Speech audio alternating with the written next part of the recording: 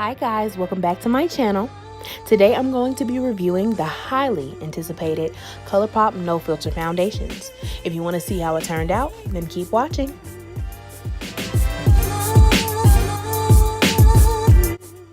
So today I'm going to be doing a review on the Colourpop No Filter Foundation.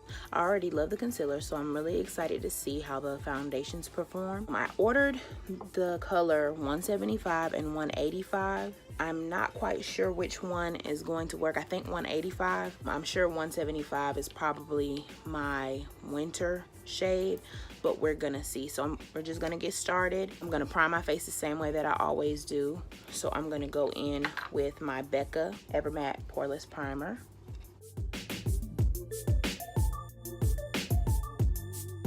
And then I'm gonna go in with my Too Faced Cooling Matte Skin Perfecting Primer. It's a part of their peachy line. It's called Primed and Peachy. It's a matte primer, and I don't think this foundation is matte, so I'm gonna use that today.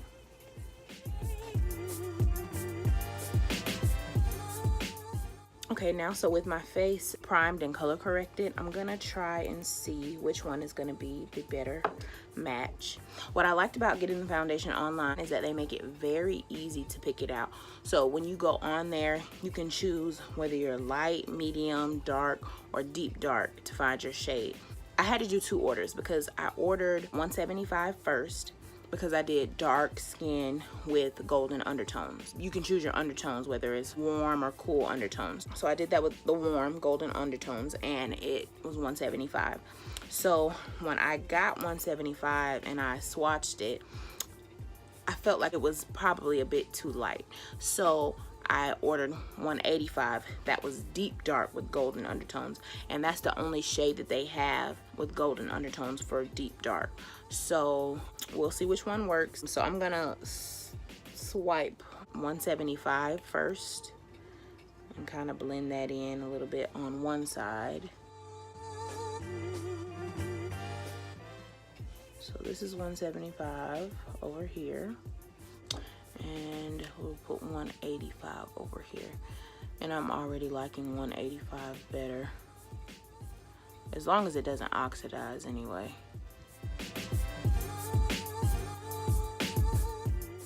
Okay, yeah, that blended in really nicely. Now, as you can see, they're not that different. I could really wear either or. You know what? Let me try something. I wear 420 in Fenty, so I want to see which one it is closer to.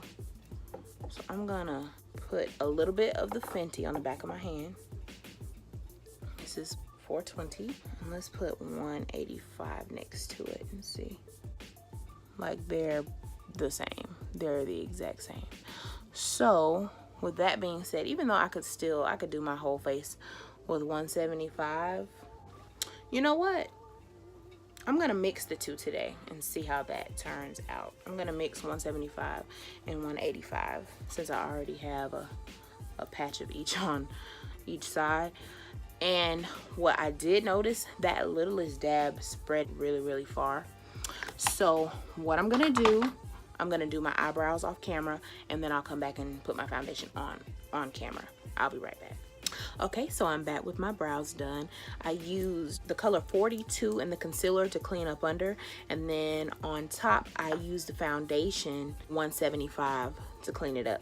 But now I'm gonna go in with 175 and 185 mixed together. Sitting with them like on my face after putting them on, I can't see much of a difference in 175 and 185. So I mean, I feel like if you're my shade, 185 is definitely the right color, but if you have 175, it's not that big of a deal. So I'm gonna mix it and put it on, and we'll see what it's looking like after that. I did one pump of each, and even on my hand they blend really close. You see 175 right there, 185, so just one equal pump of each. 175 is definitely more yellow, and I love when a foundation is yellow. They're always, dark shades are always red. Not everybody has red undertones. I have very golden undertones, so if I can see the yellow in the foundation, I'm already happy with it. I'm using my Morphe foundation brush.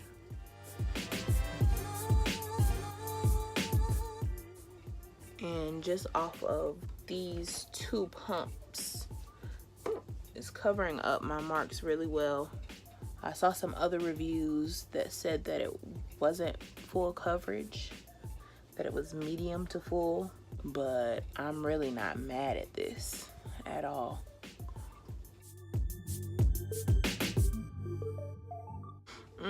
Now that I see it, it may be medium to full, because I am gonna have to go in with a little bit more. So another pump for each. Forehead doesn't need a whole lot, so put the rest back down here.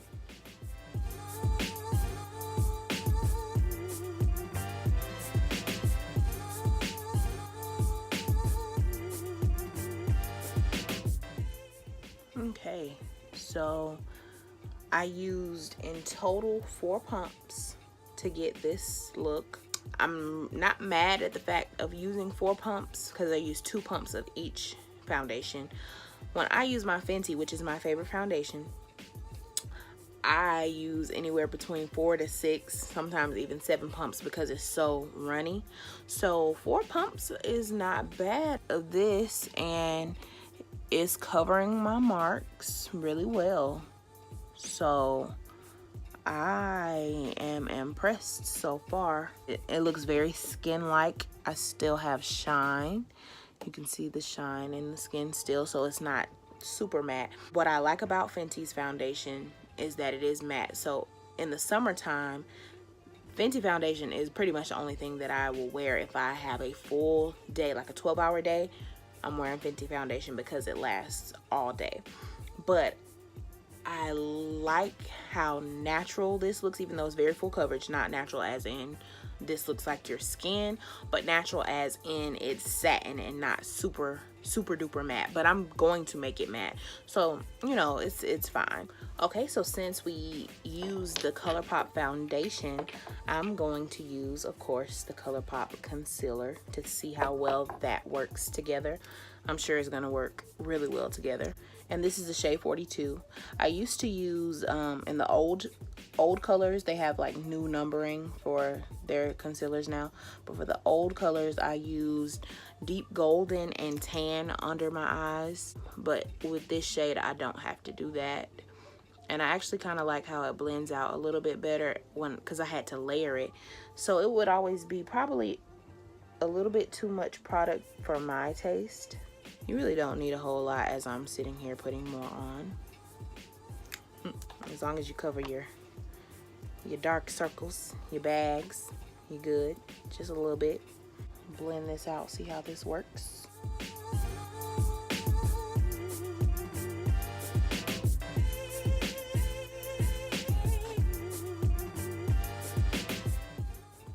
So just now looking at my face with the concealer blended in, it doesn't look drying. It doesn't feel too drying. I can't say that I feel like I don't have foundation on, like with some foundations. Like with my Fenty, it doesn't feel like I have anything on. But my Fenty foundation is $34 and this foundation is $12. So, you know, if I just feel like I got a little bit of foundation on, I'm not mad at it.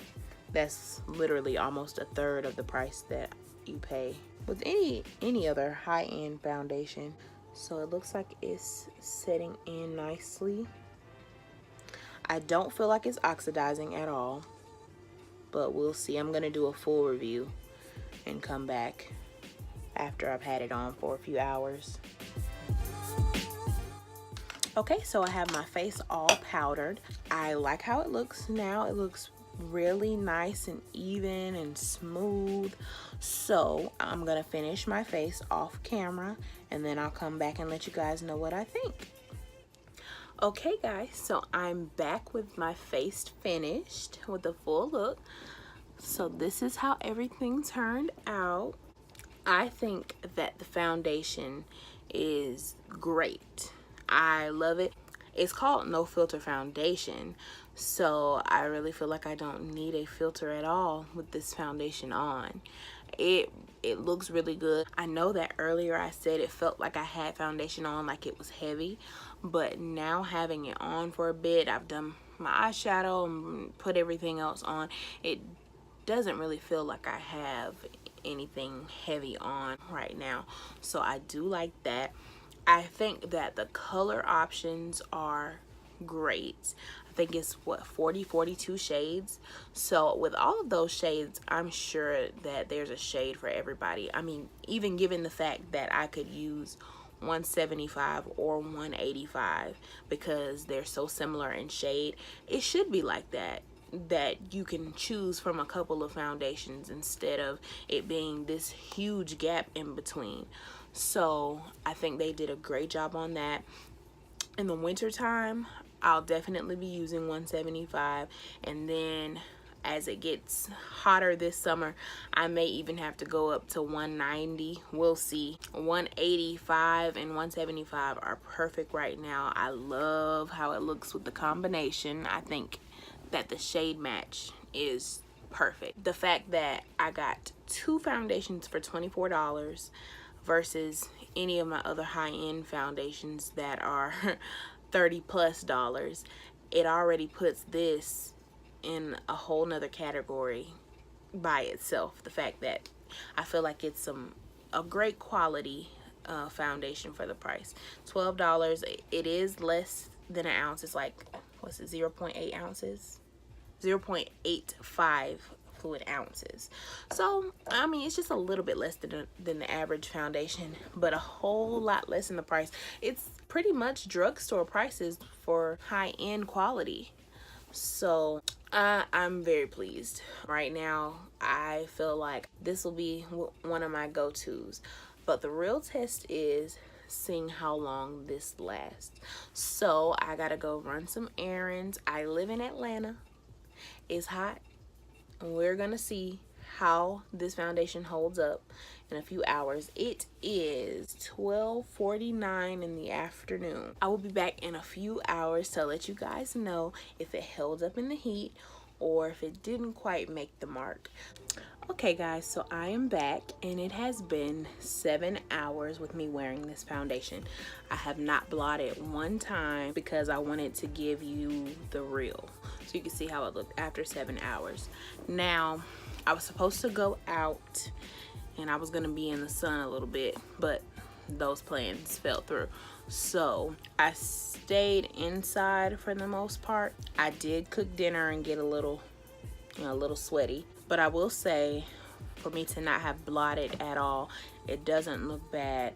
But for me to have not been in the sun, it is still kind of shiny. But I have oily skin, so what are you gonna do?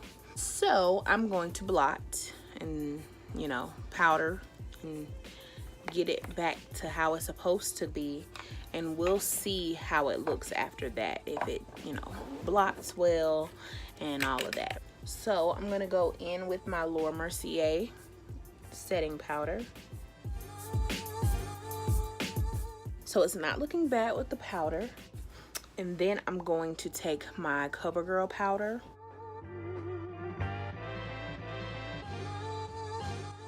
So in my opinion, it looks really good after powdering. I'm gonna put some more highlight on and get it back to how it was before.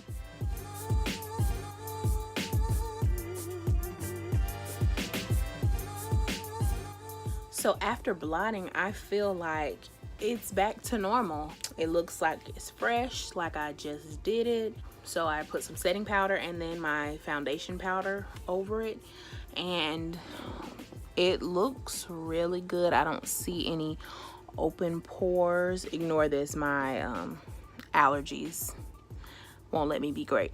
But the foundation itself still looks really, really good after 7 hours. So 7 hours in the summer in an air-conditioned space, but still doing activity for 7 hours. So for $12, I think it's a good investment. I don't really have anything bad to say. Now, if the foundation was like $50, $40, $50, I might would have been a little mad. But for $12, I mean, I still blot my $40 and $50 foundations too. So for a $12 foundation that I only have to blot maybe one time, I actually really like it. I don't know how much I'm going to wear it during the summer, but I know when it starts to get cooler, this is gonna be one of my go-tos for sure. I would wear this for an event that I know the amount of time that I'm gonna be there, and especially if it's gonna be air conditioned. But if I know that I have like a 12-hour day, I could wear it. It would just be more upkeep. I would have to check every few hours and, you know, blot it and get it under control, which is not bad. But if you don't want the hassle, I wouldn't do it. But yes, I hope you enjoyed the review. Please like, share, and subscribe to my channel, and I will see you guys in the next video.